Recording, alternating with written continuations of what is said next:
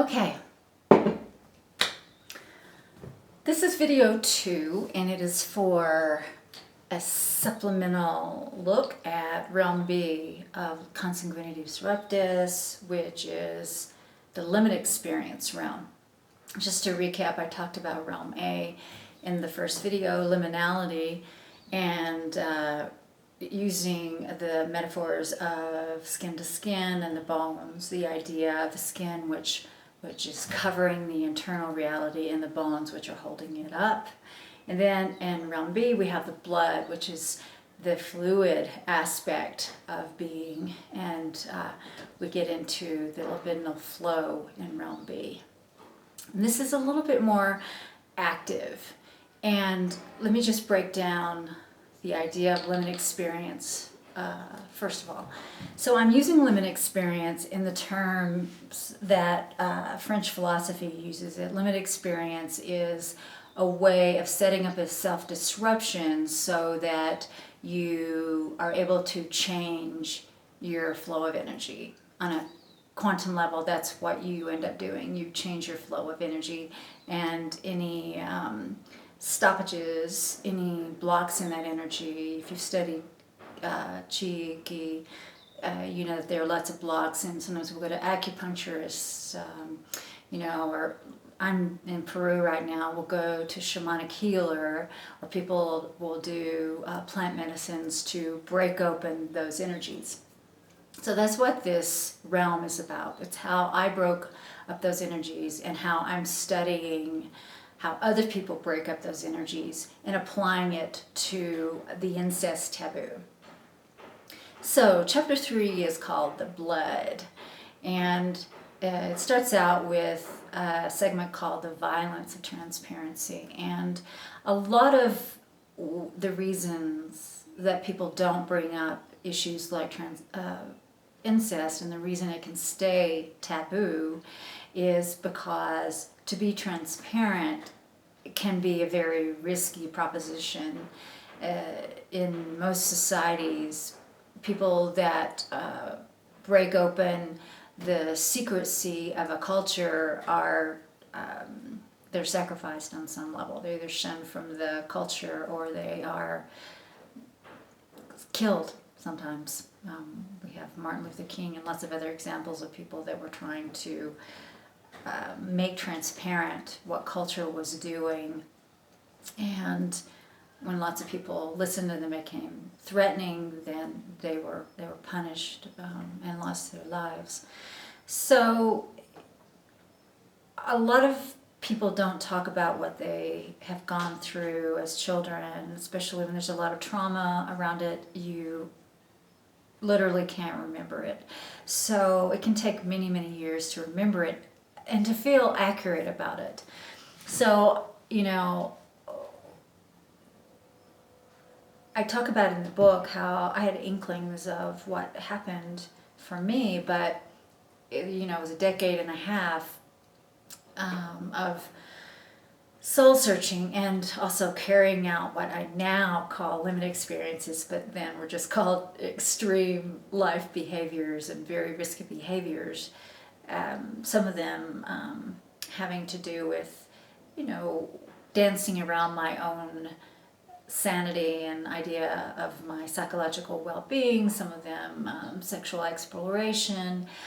A lot of what you will actually find in the main proponent of limit experience, Michel Foucault, in his work, he did a lot of behaviors that he later would look at philosophically, and some of them he wrote about as having shifted his life.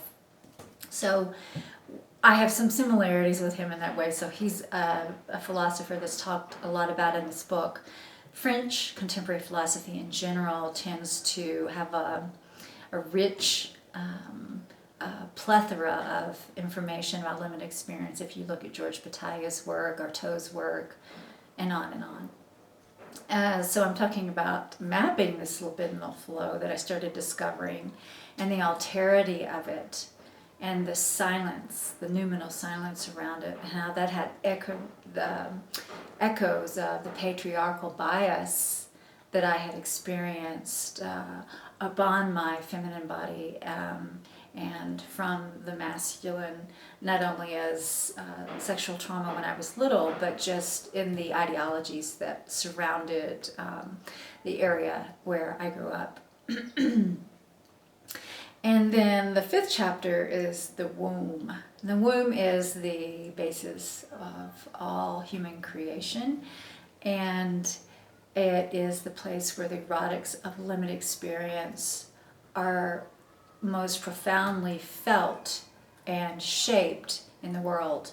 So incest obviously comes from a place of the masculine or the feminine, depending on who is enacting the incest taboo, and those sexual acts of desire and pleasure. And then there's the deconstruction of the alterous identity. I had come up with my own identity. I renamed myself in art school. I did a performance art piece about it. And there was this identity that had to take on for me to understand the libidinal currency that I was using unconsciously. I had to make it conscious. And this created the phenomenological narrative on a conscious level so that I could write about it as the phenomenology of remembering. The phenomenology of remembering is really loaded in our society. In the 80s, there was this movement called false memory movement. And there is a lot of evidence neurobiologically that we can create memories. But it is really different to have experienced a trauma and to attempt to remember that trauma.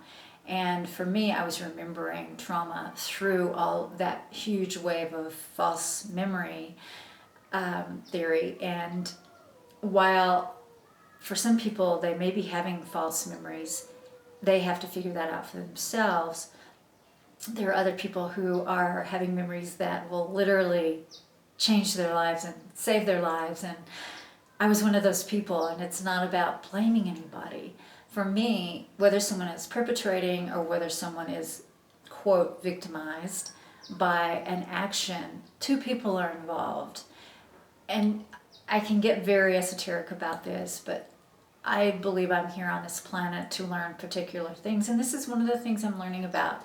It was horrific, and the phenomenology of remembering talks about the clashes with remembering, but it's a process where you literally are taking back the energy that was subsumed through the trauma, or the susto, what the Peruvian shamans call susto. So it's not there for nothing. All of this work, yes, we would all prefer not to have to go through this work or have to experience the extreme psychological pain that you go through if you did remember, have to remember. Some people don't forget. I knew people in some of the groups that I went to that did not forget what happened to them in childhood. I did. I created a completely different aspect of myself to deal with my home situation, and I went off and was successful as an actor without even realizing that there were these other things going on, until I saw these extreme behaviors and started having to understand them because they were life-threatening. So this chapter 4, ends with episodic desire. And episodic desire is a component of pleasure, certainly, and sexual pleasure, certainly, but desire is linked to, as Jung explains, which is different from the way Freud explains libido. Jung says that it has to do with all the life forces, all the creative efforts in all the directions, whereas for Freud it's just sexual. So I'm talking about episodic desire from the perspective of shutting off one component of desire and going to another, and then another, and then another. And for me, that's how it happened. I had to go from one to the other so that I could escape the deep distress I felt about going deeper into my aspects of pleasure and sexual desire. So that breaks down realm B and limit experience. I hope that was helpful. Realm C is coming next.